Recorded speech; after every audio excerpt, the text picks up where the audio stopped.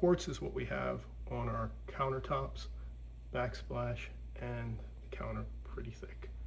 And it's been pretty good, pretty resistant. But, I mean, if I scratched it, if it chipped, which it has chipped, if I dug a knife into it, it's not really noticeable, but there's a little chip here, and I've got 1 or 2 scratches. So would I have done this in Soapstone if I had that option? This is quartz. This is quartz. This one I got from Home Depot. Calcutta Laza, just a tile. And this is my Soapstone. So let's do the scratch test. So I got my good nail here.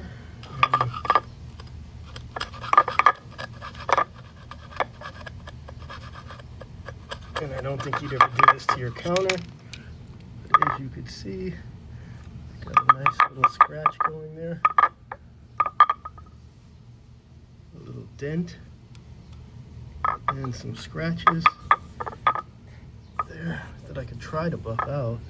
Let's try our Soapstone to get a scratch. Let's try here in this corner right here. So it's a soft stone. So as you can see, it's going to scratch. As you can see, it's going to scratch much easier than the quartz because it's softer.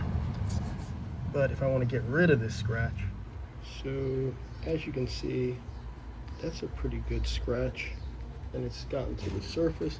This is some 80 grit sandpaper.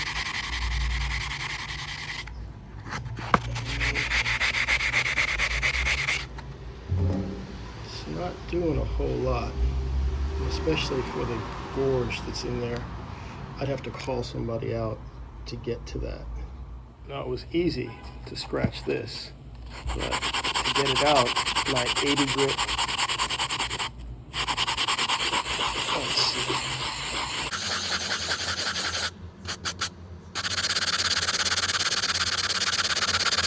And this is a heavy grit sandpaper.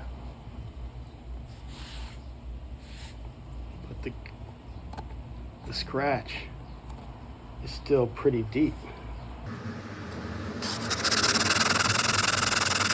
It's so soft that it's easy to sand, but am I going to get this deep scratch out?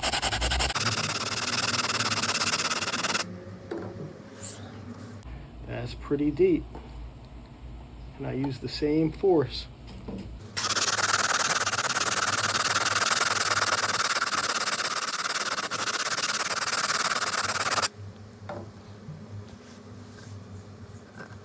Okay. Still pretty deep, but it is definitely sanding. Let's keep going. And this is a heavy grit. This is like 300, 400.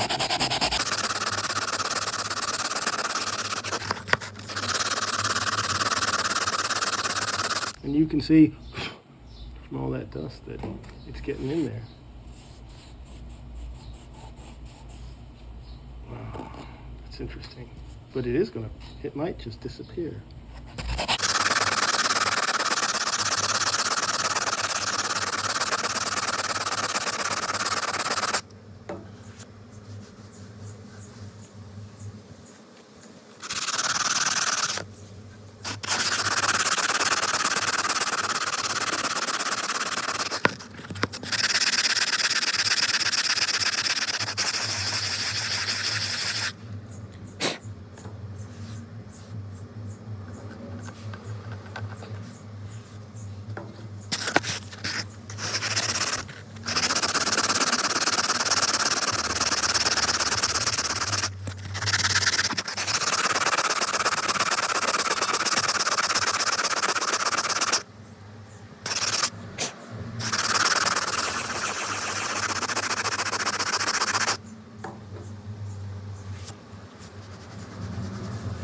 I'm trying to get it to go all the way away so I don't see it at all.